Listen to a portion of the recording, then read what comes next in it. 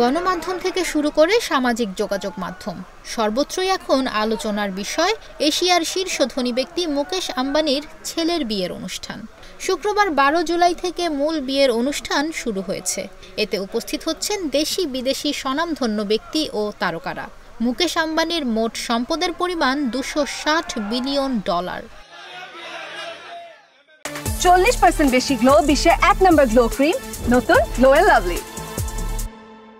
এই হিসেবে এই রাজকীয় বিয়ে তেমন অস্বাভাবিক কিছু না হলেও সামাজিক যোগাযোগ মাধ্যমে লোকজন এর সমালোচনা করছেন। ভারতে ক্রমবর্ধমান বৈষম্যের মধ্যে এ বিয়ের অনুষ্ঠান আম্বানির ঐশ্বর্যকে প্রশ্নবিদ্ধ করেছে। আম্বানির ছোট ছেলে অনন্ত আম্বানি, বিজনেস টাইকুন বীরেন মার্চেন্ট ও শায়লা মার্চেন্টের মেয়ে রাধিকা মার্চেন্টের বিয়ের অনুষ্ঠান হচ্ছে মুম্বাইতে। এই বিয়েতে অতিথির তালিকায় রয়েছেন ভারতের প্রধানমন্ত্রী নরেন্দ্র মোদী, কংগ্রেস নেত্রী সোনিয়া গান্ধী থেকে শুরু করে দেশের সব নামি দামি রাজনীতিবিদ। শাহরুখ, আমির, সালমানের মতো বলিউডের খান ত্রয়ী থেকে শুরু করে হালে রণবীর কাপুর, আলিয়া ভাটের মতো তারকারা বাদ নেই তারাও। আবার ক্রিকেট তারকাদের বাদ দিয়ে ভারতের যে কোনো উৎসবই অসম্পূর্ণ। তাছাড়া আম্বানি পরিবার নিজেরাই IPL ফ্র্যাঞ্চাইজি মুম্বাই ইন্ডিয়ান্সেরও মালিক। কাজেই রোহিত শর্মা ও তার বহু সতীর্থও থাকবেন আসর আলো করে। মাস চারেক আগে এই বিয়েরই প্রাক বিবাহ অনুষ্ঠানে গেয়ে গেছেন পপ তারকা রিয়ানা।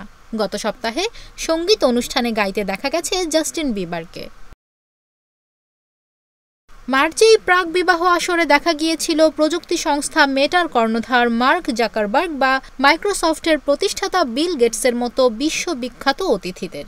কিন্তু এমন রূপকথার মতো বিয়ে নিয়েও ভারতে তর্ক বিতর্কের শেষ নেই।